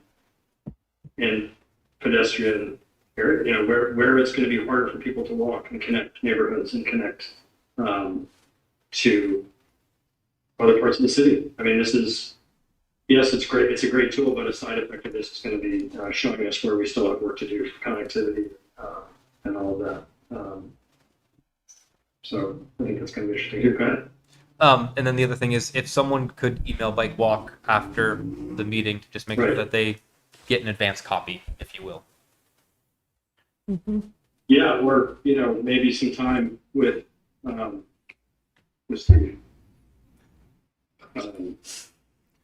I'm sorry, Chris. Excuse me, Chris. I apologize. I was gonna say. He works too. You nailed it. I mean, Steve, you could go too. I don't know if there's currently an opening. Sorry, Chris. No, it's all good. What do you got, All right, Steve? Steve, I think you're up. I think at this point, we've pretty much called on you. Yeah, no, that sounds good. I think this is great to have the data. And I know we don't very often do sidewalk repair. I mean, the public works will do, hey, there's these 3 slabs that are bad and attack that. But we don't often do like a larger segment together. Usually things have to get pretty bad, for things to happen. My question for the team here is, you mentioned this is the 3rd time you've done it. Do you have an overlay of the data? Again, because my anecdotal information is that the concrete sidewalks don't decay very quickly, and I don't know what other years you've done it. I used to do, I did this exact same work for roads and in the past, and then we could plot. And so you could see, like we were talking about that one segment on Cascade, we could see how quickly it decayed and things like that. Like that would be interesting if you already have the data collected, that you could kind of show that, hey, does the map look about the same as it did the last time or the time before that? And so, like, hey, if we invest money in these few red areas on the chart, we'll actually be good for a while. That type of information might be helpful. And I know the key with something like that is to make sure the people doing the measurements are using the same, trained the same way and the same scales and all that. So that's always a wild card if you can't do it apples to apples. But anyway, that was one thing I was wondering if you had that ability. Yeah, unfortunately we don't. We've never done a sidewalk inventory using this methodology before, so this is kind of our fresh start. But I know what you're talking about with like the pavement condition index, right? We have such good historic information, especially in Essex Junction. This is the first step, I guess I'd say, and hopefully, down the road, we can always come back and do this, in 5-10 years, who knows? And then we have 2 data points, right? Okay. So when you said it's the 3rd time you've done it, you meant by community. Yes. It's the 3rd community. Yes. Okay. I thought you meant the 3rd time in Essex Junction. No, this first time. Okay. Yeah. That's what I was mishearing. I was like, oh, more data. This is great. So anyway, that's all I'd say then, other than that question for you.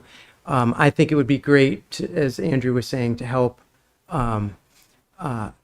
put together where can we focus, because it's really easy to do a scatter shot or get distracted because there's these different hotspots. But if we can kind of look at the data, make data-driven decisions on, what are the 5 or 6 worst areas, and maybe we only have to redo 100, instead of like looking at, oh, well, we have to redo the sidewalk on this entire road. We say, oh, well, we only have to do 100 feet here. And if we put it out to bid, just like we did where we're bidding on 5 roads getting done at once, and there's that level of, you can do it all when the same guy can come and they're already here, and the startup costs. Whereas we can say like, hey, we have these 6 150-foot sections that need to get done. And we don't have to look at it as like, oh, we're going to do all of Pearl Street, and that's like overwhelming. So anyway, I'd advise the board to, take that type of approach on this going forward. Because typically you look at a street, even West Street, where it's concrete, a lot of that isn't bad at all. A couple developments went in and they fixed a couple sections of it when I think it was Adams Court got put in and different places. But yeah, there's a couple spots where it's like pitched, and you know where they are. It's like 5 slabs long, and then you're fine. But so you don't really have to do the whole street, but you may target just those couple areas. So anyway. Thank you all. Thank you, Steve. Anyone in Zoom land have any comments on this topic? Any further comments from the board?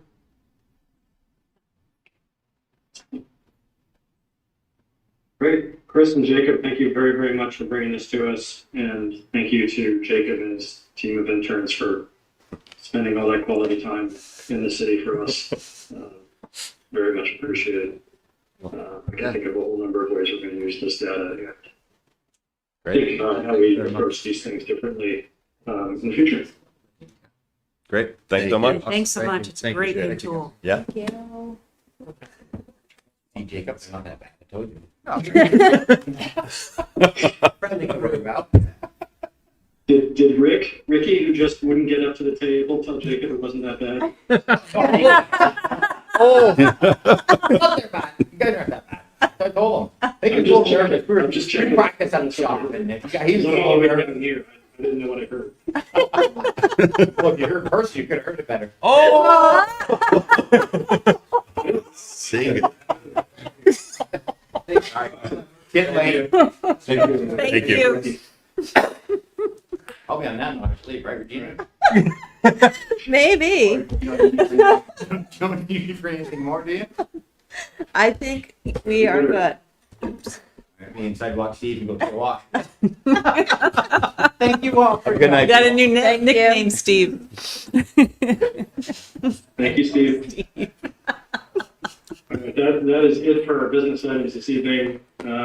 Oh, consent agenda. Moving on to the consent agenda. Oh, sorry. Anyone have a motion for the notes, all right? That's great. I'll move we approve the consent agenda. I'll second. Great. Like, that's business, right? Any discussion? Hearing none, all those in favor of approving the consent agenda, please say aye. Aye. Aye. Those opposed? Hearing none, passed 5-0. And now the reading file. Manager, council, why don't we start with council comments? Anyone have anything they want to share?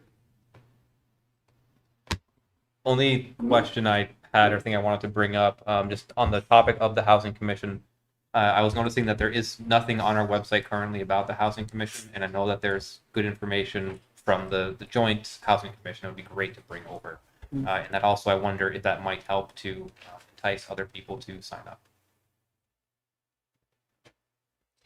Yep, great idea. Great idea. I have a question. What is the protocol around deciding whether or not to put a speed bump on a road?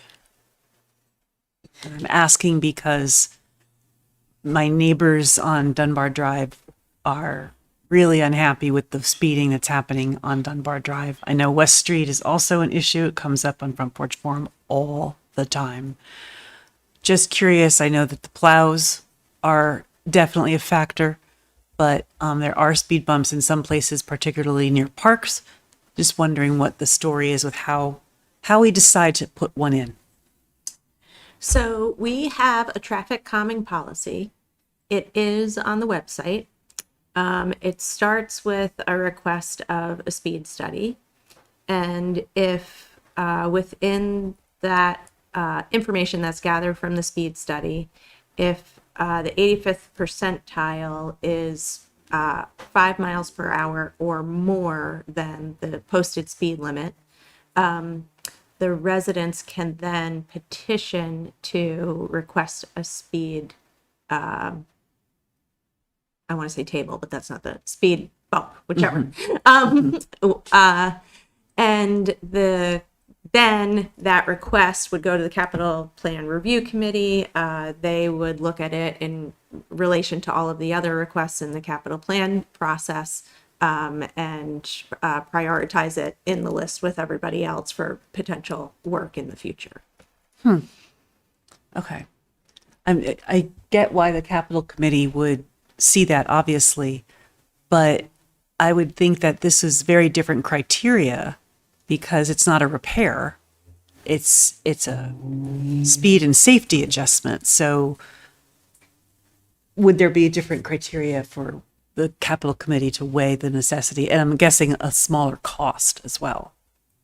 there was also an effort shortly after the pandemic started. Raj, Amber, I might look to the two of you to help fill in some holes in my memory on this one, where we had either waived that policy or we're looking at updating that policy in relation to Pleasant Street and the repaving and rebuilding of Pleasant Street and how to do traffic calming, where some people from that street and that neighborhood got together with Rick Hamlin, and there was a speed study that was done, but they then talked about other ways to do traffic, reduce traffic speeding. I'm blanking the phrase. Yeah, I think, Andrew, I think you're absolutely right. That did occur. The end result of that was a double yellow line down Pleasant. My understanding is there's mixed feelings about how that's working, both from residents and PD. I mean, this has come up almost every day in the past 2 weeks for me. Even on my little street of Warner Ave in Edgewood and under Arthur, believe it or not. So I think they're great questions. And I think, I think Regina, right, we're about to do speed study on Grove and Cascade. Cascade.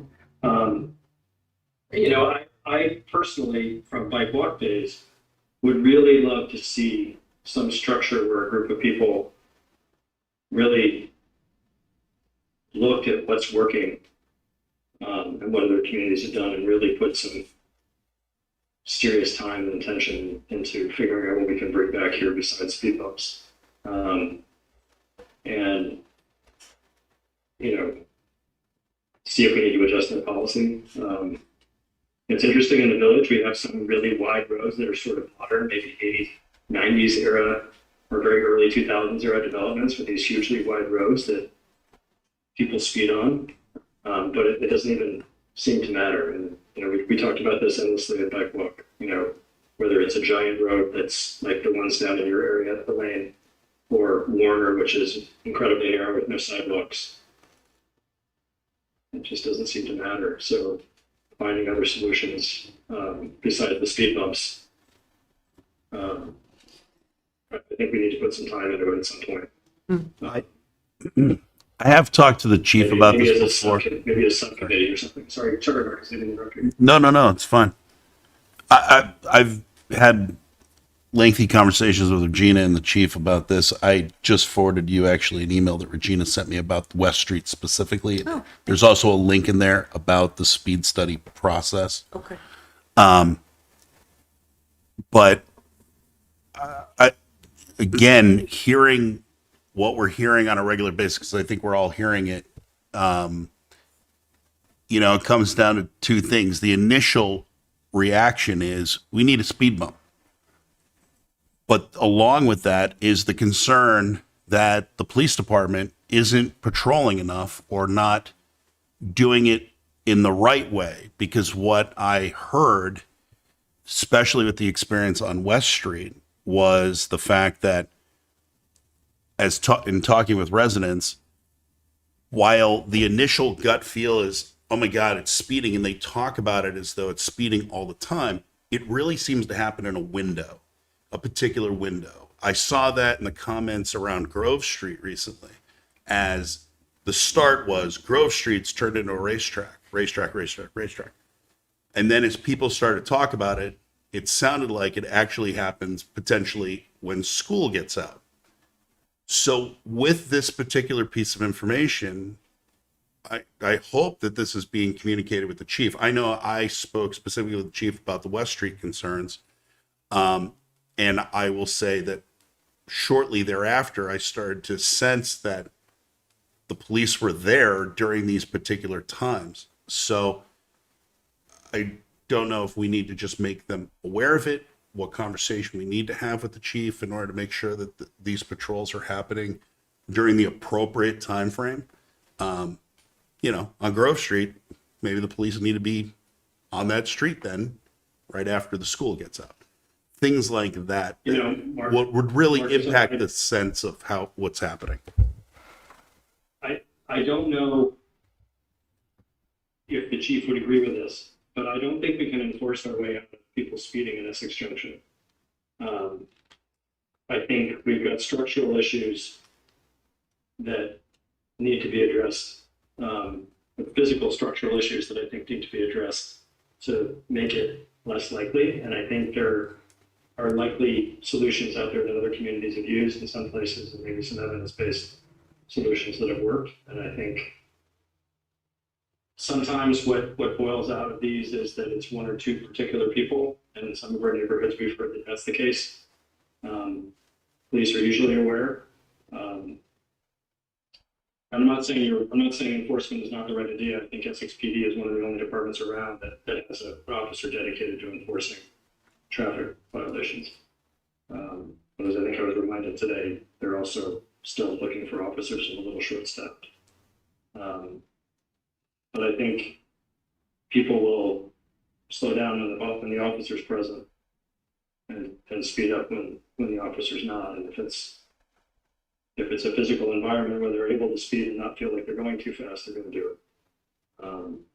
I agree with you. I think I'm just saying, we're saying the same thing. I'm just, from my standpoint, it's a matter of approaching it as to whether or not it's a consistent issue, or is it happening in a small window? Because I think enforcement helps with those single window opportunity, those single window moments. Whereas, yes, if we're seeing speeding on a consistent basis, then I would agree that infrastructure should change in order to help remedy that. And, whether it's a speed bump, a speed table, or what other curb designs happen, those kinds of things. But I think those speed studies are essential to help us understand the scope of the problem. And it's interesting, Marcus, because those speed studies will identify the 80th percentile, which is an arbitrary decision as far as I understand it. So, we can, as a board and as a community, decide that our secondary streets, and I don't know what class they would be, maybe class 2, like Steve was talking about earlier, we can decide that it's important to us that we want 20-mile-an-hour speed limits on some of our streets. And we want a different atmosphere on some of our streets. I'm not talking about the main thoroughfares and the arteries, but communities have done this. They've said, no, we want 20. Yeah. We're going to make a decision that we're going to really dissuade people from making this Mansfield Ave, let's say, or even parts of the Brickyard, or portions of South Street. We can all think of something where for a zone, it's going to be 20. And that the idea there is to send a really big message. Because then they end up doing 25 or so, not 40. If it's a 25, they're doing 35. If it's 20, they're doing 25 or 28. I mean, that's sort of what some communities have done and found success. That's the kind of thing I'm talking about. Like, what can we find that works? And I think I've heard for so many years that we do the speed study, the 80th percentile wasn't that bad, so we're not going to change it. That's an arbitrary decision. And it's up to, I think, us and the community to decide whether that's what we want to keep, or how drastic do we want to, and do we want to try it? Do we want to pick a quadrant of the city and say, we're going to try this for a year and see how it goes, or 6 months, or spring and summer? And we don't have to keep going on this, but I think, like you said, the bottom line is this is a big deal for people. And people don't feel safe because the sidewalks are cracked and they have to walk in the street for a little bit, want to bike in the road, but people are driving too fast. Where there are no sidewalks like my neighborhoods who are walking in the street, but people are whizzing by us at 35, 5 feet away from us. That's just no way that people want to live. Well, we have Burlington as a perfect example, who went citywide with a 25-mile-per-hour speed limit, and I think as a person who drives through Burlington often, I would say I think it has made a difference. I haven't talked to counselors there as to whether or not they feel that way. And then I think about the example from Osgood Road, if you remember correctly, a few years back, when, the speed study identified the one person who was driving 80 miles per hour. And I believe that problem's been remedied now. But no, I totally recognize, I'm with you. I'm in total agreement with what you're saying. Regina, can you remind us, when is the Cascade speed test So, at Grove Street? one, if I can, I just want to clarify. So I added in the capital plan review committee process in my mind, but it's not written on this piece of paper. So the speed study happens, and then residents can request a speed table if 70% of the households, how we define that, I'm not quite sure, but 70% of the households sign a petition and submit it to the city manager. So just wanted to clarify that. The speed studies for Cascade and Grove Street will be happening as soon as we can get the equipment back from it being repaired. It's currently being repaired right now. And just so folks know, this is an equipment that doesn't actually visually show you the speeds as you're going by, so that people don't. It's the cable reduce. that goes across the street. And it's there's a box. Yeah, that's collecting the data. So hopefully in a few weeks, we don't have an exact time frame for when that equipment is going to get brought back. So yeah, I think lots of different pieces of the puzzle. I think without a doubt, road design is basically the number one way to slow speeding. Even if you lower speeds, if you can't enforce or keep up those tickets, it's not gonna really be that effective. And there are a whole slew of ways to do that. That's not necessarily just a speed table.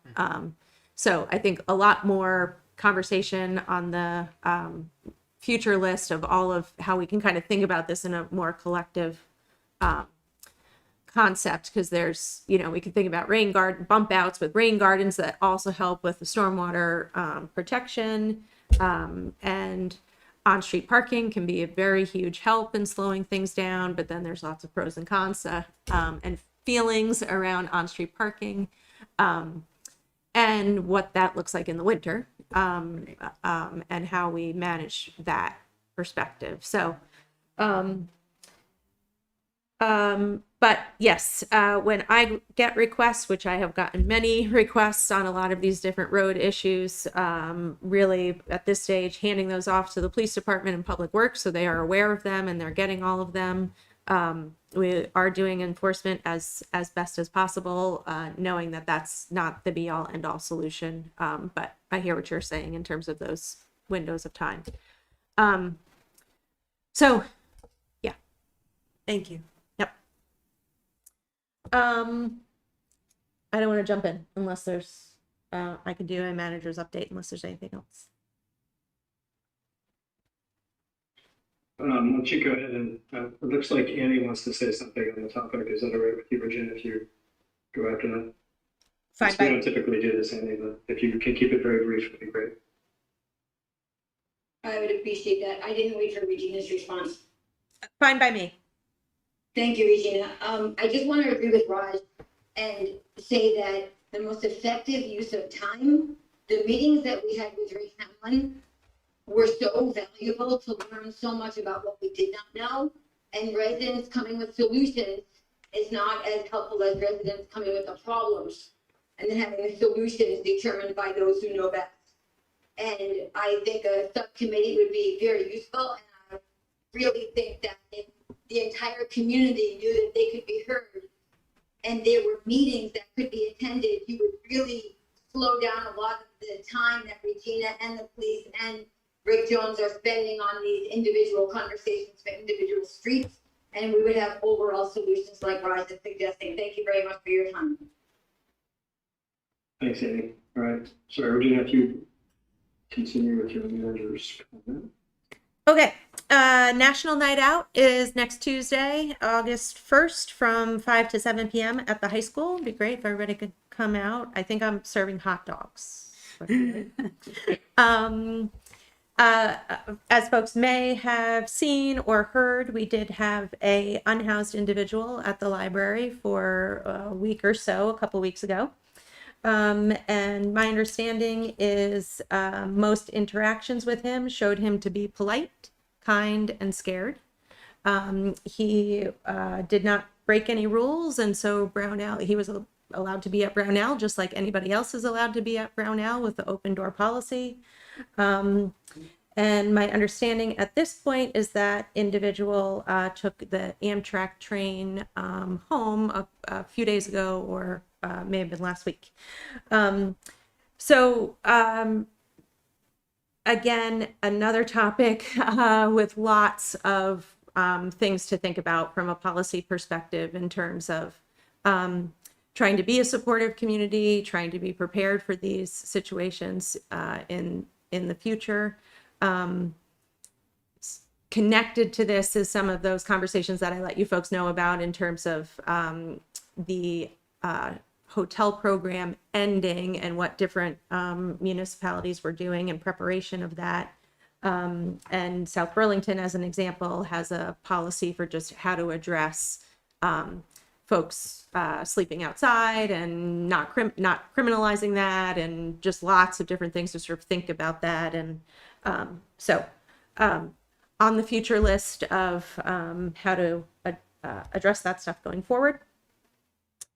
The storm, very grateful that we did not have any issues here in the city. I understand it was a very long storm and a lot of time to be nervous and concerned that something may have happened. So I think the plan going forward is to have an agenda item in front of the council about what the roles are and who is doing what during events like that. And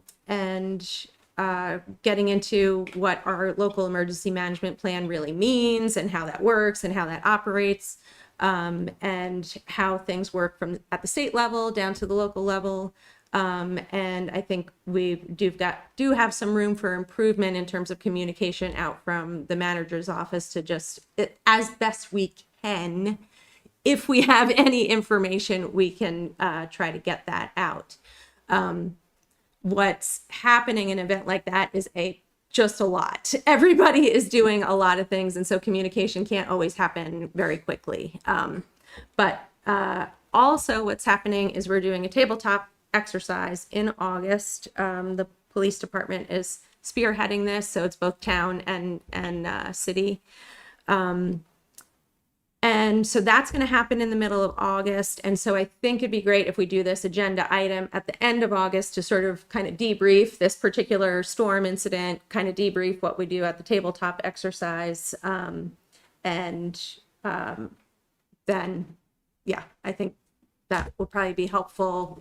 What we've done so far is just, you see the local emergency management plan on the consent agenda, and it's got some confidential contact information so it doesn't go to the public. So we can sort of bring the public facing information much more to the table that way, and learn from this experience. And also just super grateful. Essex Junction was built on railroads, not necessarily along the river. And we sit up pretty high from the river. So grateful for that, and really thinking about all those communities that are not in the same position as we are. Talked about speeding issues, construction update. So Main Street is happening. There was no pause in that project since it started. Crescent Connector is still on hold as best we know until next Monday. Things can change, certainly. And then Brickyard was on hold, again, for the contractor to step in and do some emergency work, but they got started again this week. We have provided an offer for an admin assistant, which is very exciting. And we are interviewing for city planner at this point. So, yeah. Nice. I think there's probably lots more, but that's what I have on my piece of paper.